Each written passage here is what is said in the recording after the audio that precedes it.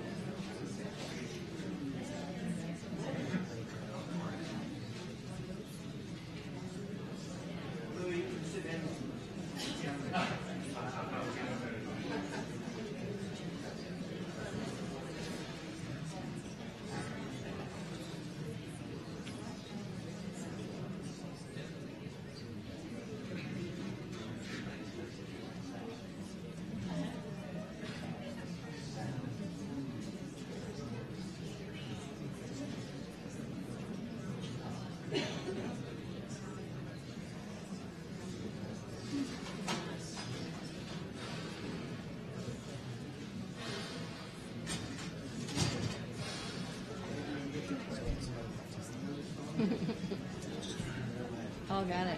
I totally got it. Yep.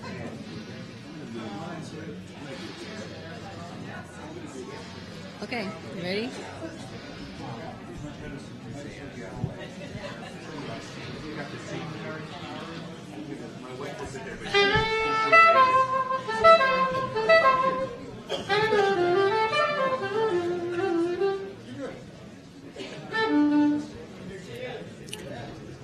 Okay, let's get started. All right. Welcome, everyone. Before we start, please turn off your cell phones and other noise-making devices. Today is April 9th, 2015 at 4 p.m. in UMC 235. This is panel number 4801, Performance Brass and Ivory. My name is Lissy Garrison. I'll be moderating today's panel of international jazz artists. How many of you guys saw these two fellows at the jazz concert the other night? Yeah, pretty awesome. So on piano, Adrian Ferrugia from Canada originally studied classical piano before discovering a love of jazz music in college. He is now an award-winning pianist and a composer in high demand as a performer and a teacher. And on saxophone, Derek Nash. Derek from the UK, Derek began studying piano at age 6 and saxophone at age 13. He is now at the forefront of the British jazz movement and is heralded as one of the most versatile saxophonists in the UK today. So this this being a performance panel, it will be a little different from some other panels. So our panelists, musicians, will speak a little bit about their process and some other things, and then we'll be performing, and I understand they will take questions interspersed with the performances. If you're happy with that, does that seem, we'd like to maybe gauge the action on your question after we've played something, rather than wait right to the end and have you talk about 4 or 5 different tunes. Good afternoon. It's such a pleasure to be here. As you can see, Adrian was here hours ago and we've been rehearsing for the last hour. What we're about to do is, in a way, completely spontaneous, because all we've discussed is what the first tune is going to be and what key we're going to do it in. Apart from that, that is it. Okay? So we've agreed that we're going to play a tune which is an old jazz standard called Lullaby of the Leaves. It was originally made famous by Jerry Mulligan on baritone saxophone. I haven't got one of those, I've only got an alto. And we've decided to do it in the key of C, is that correct? That's correct. C minor, in fact. It's the saddest of all keys. Do you want me to do a little something and then set it up?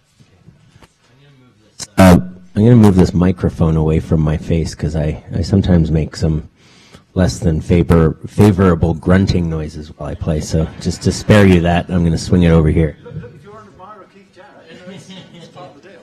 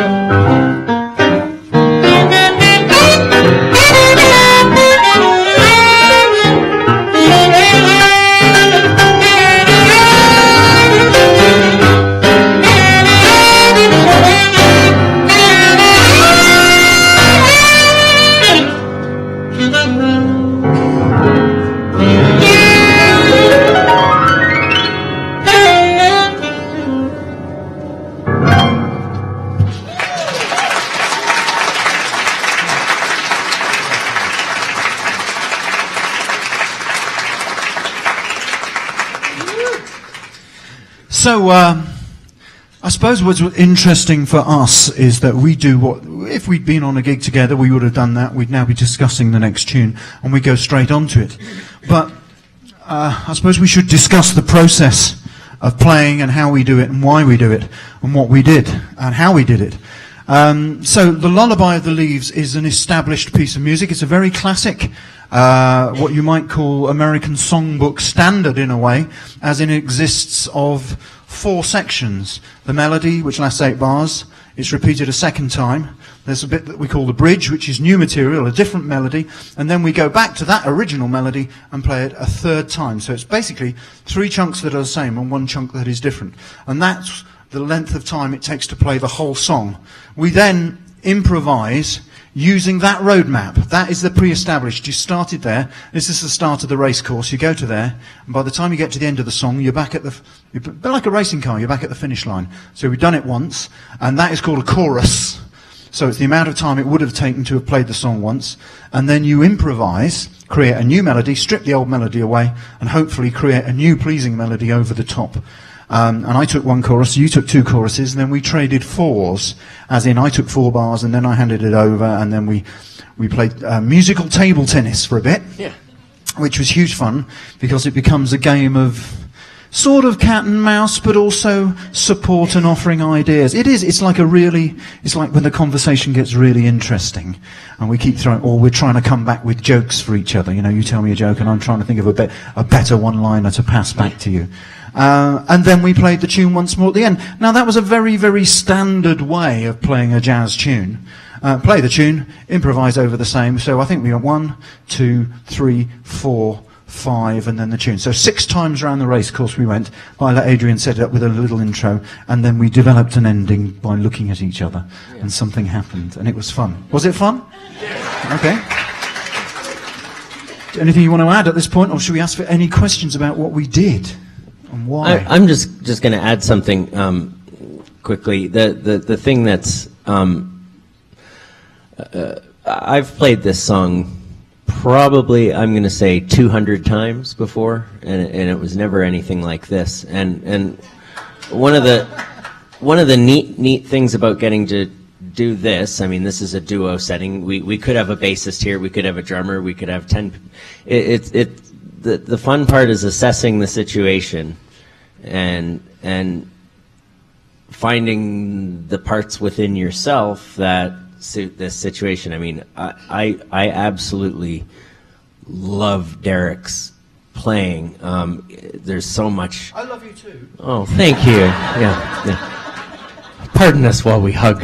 No, but you know, there's so much energy. There's so much humor, but there's also so much passion. There's so much playfulness. There's so much rhythm. So for me, it's very engaging to get to. I feel very free playing with someone who approaches it that way. And we're actually being quite selfish, aren't we? We are having fun. Well, I was going to say, and then there's within that. Then there's also that's the danger for me sometimes, is it can become self-indulgent because we're having a lot of fun, but at the same time, hopefully our funness is the infectious part that gives something back to the listener. Yeah. But it's just an interesting thing to say that, you know, we're both coming at this from a standpoint of we haven't played together much, so we don't really know what to expect, and it's a real process of self-adaptation.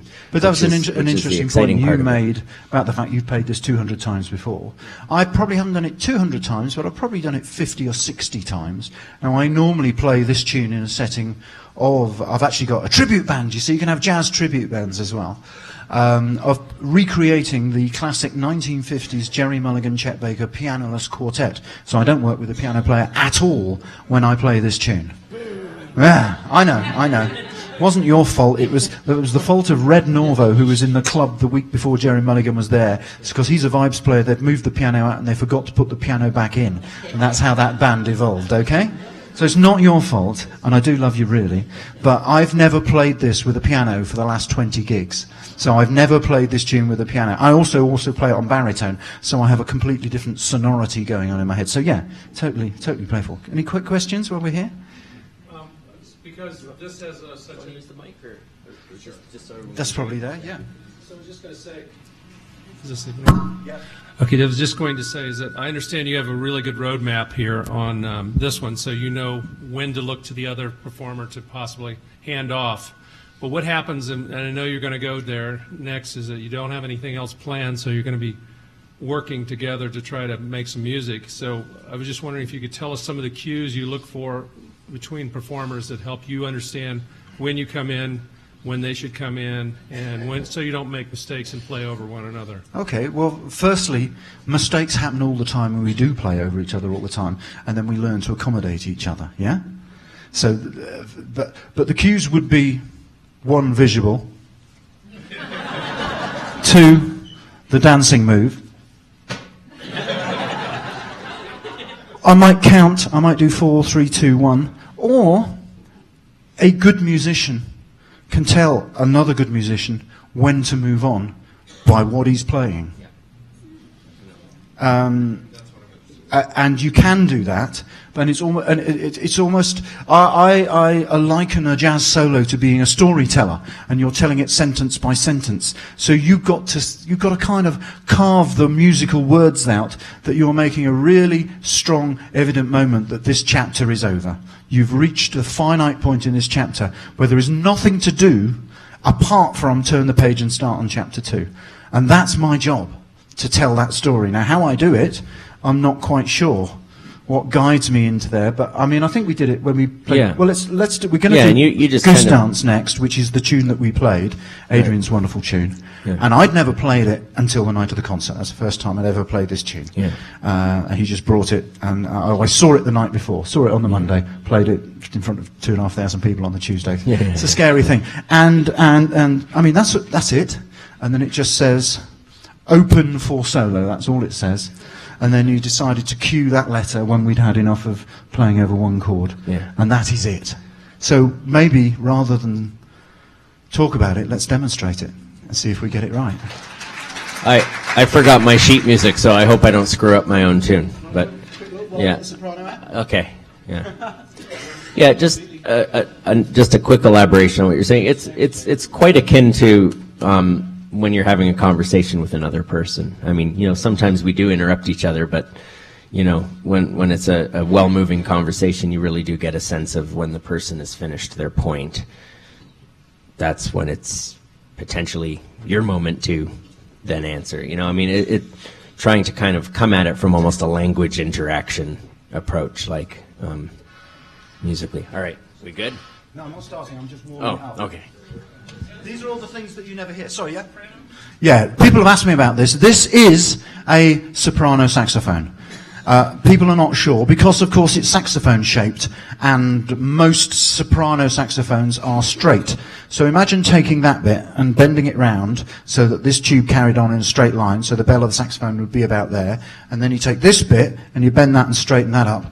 Then you'd be looking at a classic straight soprano saxophone that you probably know from, well, choose your genre, John Coltrane, Sidney Bechet, or Kenny G. It's your choice. Well, I still think you look like Andre the Giant playing a tenor saxophone. there is an interesting thing. I mean, this is a 1929 saxophone, and it's I can only akin playing this saxophone is to like driving a classic car. It's not a Maserati. It will not go screeching round corners quickly. You have to sort of double D-clutch and just do all that. And if you look at my right hand, it physically kind of fits inside the engine of the saxophone. The fingers have to go in there. But the sound it makes is so rewarding for me. It's like driving, you know, it's got the walnut dashboard and the big leather seats. It just purrs. And I don't care that I can't drive it as fast as another car. The quality of the drive is worth it for me to persevere by playing this saxophone, and I love it. But it's a 1929 Buescher True Tone soprano saxophone, and I think it makes a gorgeous noise, but that's just me, I love it. So, yeah, that answers the question. Maybe you take the first solo, and then you'll cue. Yeah. When I solo over C, maybe instead of cueing, we'll just cue the head out after my C. Oh yeah, you don't want to stick a pad underneath your blow of the seat. Maybe just for brevity. Do one. Yeah. Yeah, the rehearsal over. All right. So we start.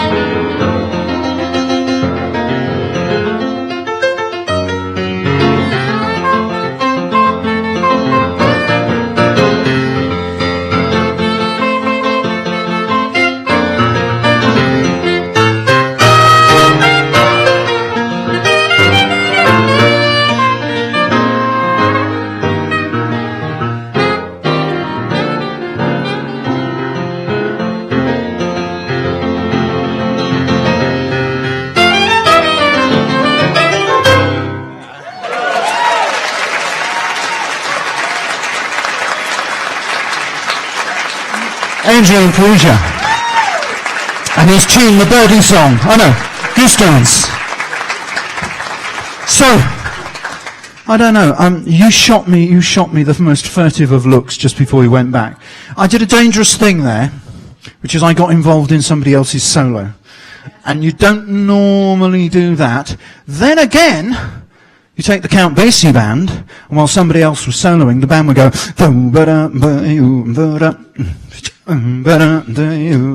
and they would riff behind. Now that was a much more darker version of riffing, but you got involved in a pattern, one-note pattern thing, and I was enjoying it so much. I loved it. And then I got involved, and then I started moving down chromatically just to see, and you were with me, and then it, of course, it then got wider and wider and wider and tenser, and the release got a round of applause. Which means that we spiritually touched your musical souls by a bit of tension and release, which was totally, completely and utterly unplanned, and I did a very naughty thing of joining in. But luckily, as literally, we really just had a couple of days together to reacquaint ourselves, because before that was 5 years before. But I think I now know so much more about you as a human being by listening to you on other panels and hanging with you and cracking jokes. We hung out till almost 2 a.m. last night at Brad Good's place, yeah. And I started sending you jokes, well, not jokes, wordplay, puns at stupid times this morning at 6 in the morning, because we were talking about all sorts of things. So by that, we've interacted so much, I felt safe enough to do that. But that's on 2 days, so imagine 2 months on the road. Yeah, right. And I welcomed that. My solo, when I came out of the vamp, I mean, I physically moved over there. Yeah. But I kind of made it obvious. I did a kind of little repetitive phrase thing. I can't remember what I did. I'll have to check out the recording, but it was something like, I did 4 of those, and then I remember going higher on it. I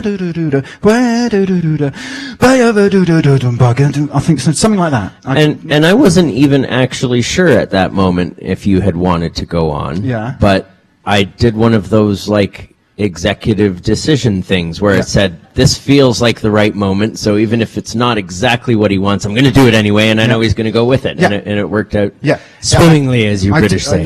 Swingingly. Yeah. I say, top hole, old man. So, that's how we did that. Any other questions about what we just did?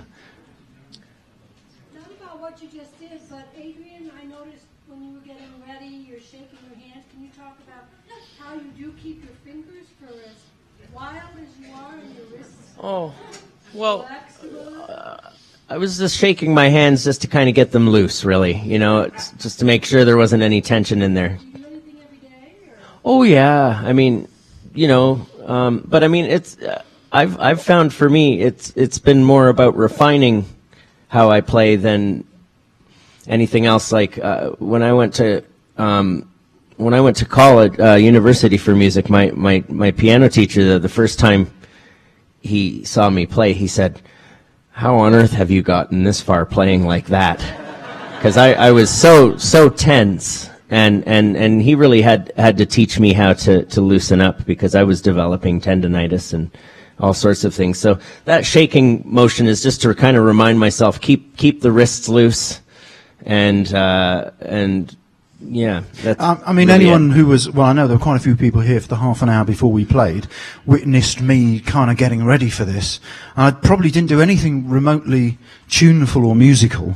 I was just playing long notes or scales or patterns. And you have to imagine, you know, if you were going to go into a race as a Formula One racing car, you wouldn't just go, right, off we go. You wouldn't do that. It just doesn't work. The whole thing has to be oiled and warm. And this thing, you know, it's a physical thing. It needs warmth and heat through it to get to the right temperature. If you play outside on a cold day, you can shift semitone. You know, it really go horribly out of tune. That's my excuse anyway. I've used that many times. And catch me, sometimes I'm just sitting there, if I'm not, you know, if I'm about to play something, I'll sit and go. And I'm just literally putting my body temperature air through the saxophone, just to keep it warm, that kind of thing. And then the other thing is if you play patterns over the scales, you make sure that every note on the saxophone is going to work. Because it's a machine. It's a 1929 machine. Things will stuck, things will go wrong. So you have to think about that before you do it. And all players. And I mean, I did that backstage before I came on for the concert. I didn't just come on. We all did things like that. Do you have a practice regime off stage if there isn't a piano? Well, not really, unfortunately. I've kind of envied you horn guys because you can sit there buzzing your mouthpieces and wiggle. But I mean, I try to do it the day before if I can, and for me it's a lot of very sort of slow, methodical movements on the piano, very just like working the fingers individually, very slow, things like that. But off stage, no, really just shaking my hands like somebody with a mild neurosis. Okay. Yeah. Let's play something else. So we've got a choice. Do you want a standard or original at this stage? Standard. Okay. You said do you like Body and Soul? I love Body and Soul. Okay. That's actually my favorite tune. Okay. Oh well, there we go. There you go. Sorry. Body and Soul. Body and Soul. Which interesting tidbit. I don't know if it's still the case, but I do remember reading this on the internet that it's apparently the most recorded song in history. It's very possible. Yeah. What, even more than Summertime? I mean, it could be. Yeah. It could be. I hope so. It's a beautiful piece of music. Okay. All we've discussed is the title, and I'm probably not even going to ask you the key if we are in the traditional key. Okay.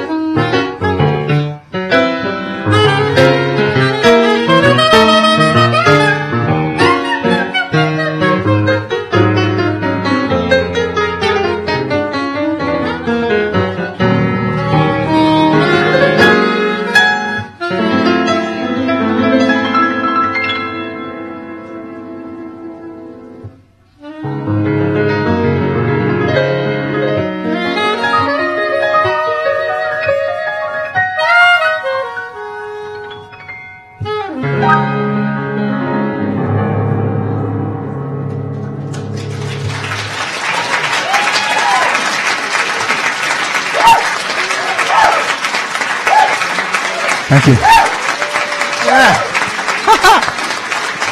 Oh, too much fun. I'm not going to tell you what we did because I'm not quite sure. The spirit of the goose visited me momentarily in the middle of it. Any questions? Far away.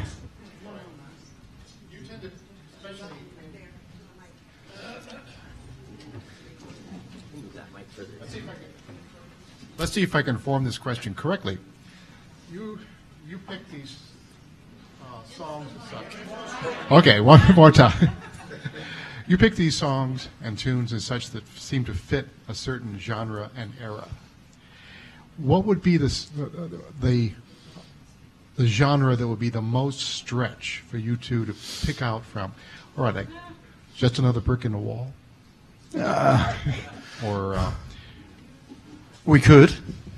It's not a problem. I'm just saying, these Probably songs rap would be the hardest because of the absence of melody and harmony. But really, I don't mean that in an insulting way. I actually mean that.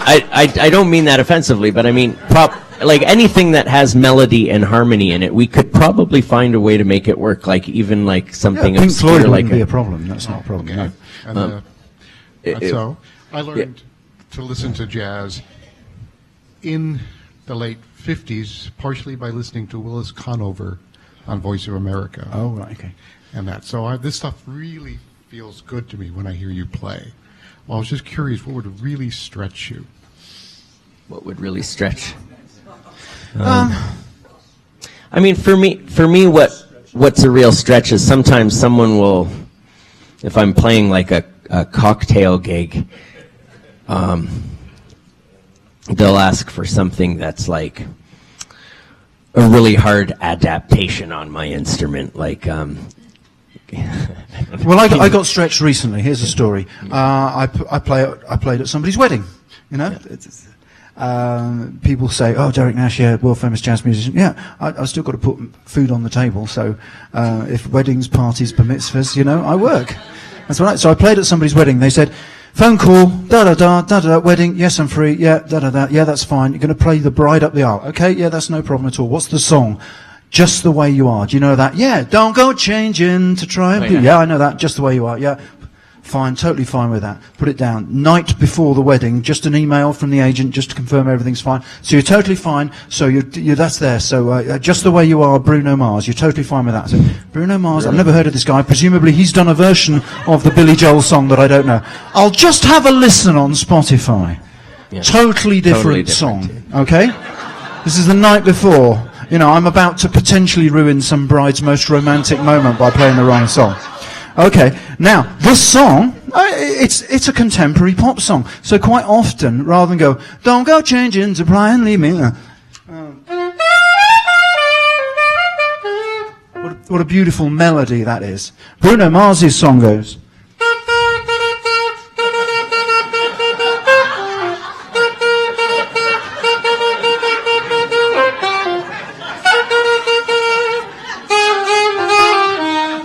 Now, it's hard not to sound like a goose.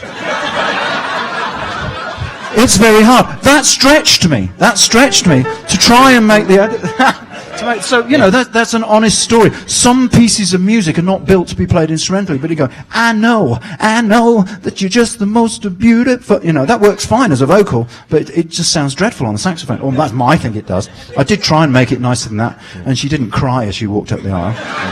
So I must have got away with it. That being said, sometimes that's the most fun in what we do. Like, I have a band that plays in Toronto, and I did an adaptation of Upside Down by Diana Ross for them to play. And it's a band with piano, bass, drums, and a trumpet and a saxophone and a vocalist, and we worked out this cool version of essentially a 70s funk disco tune, and it was really neat, and it was fun to try and do that. So that is part of the fun of what we do. And I mean, the challenge, I think, is to do it in a way that doesn't sound silly or cheesy, or also, for me personally, it's important not to destroy the essence of the song. I mean, each song has an essence, and sometimes, like, jazz musicians can be infamous for taking, like, this beautiful Beatles tune and then doing these crazy reharmonizations with it, where it's like, that's very, very intellectually stimulating, but the song's lost something for me so that can be a part of the challenge too, is finding that balance between keeping the soul of the song alive, but still bringing it into another genre and doing something unique and personal with it. Yeah. I can see we're creeping close to our deadline, and there is someone else in there. Do you want us to talk or play? It's got to be 3 minutes long, so let's think of something. Upside Down. We haven't played one of your tunes yet. Yeah. Yeah. If people want to hear some of my tunes, well, you heard a couple. No, we won't do Upside Down. Did I hear someone say Green Dolphin Street? Do you want to play Green Dolphin Street? Okay. We got up to 3.5 minutes. Do you like go. C or E flat? E flat.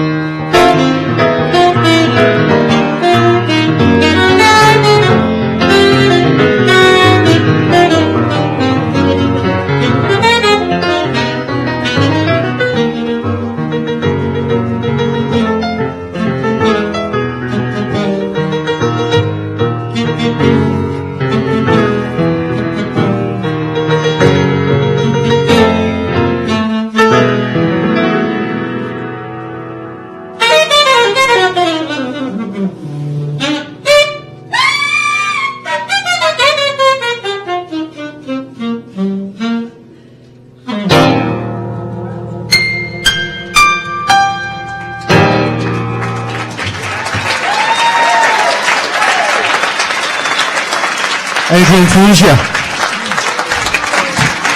Derek Nash. Okay. Quickly. Thank you.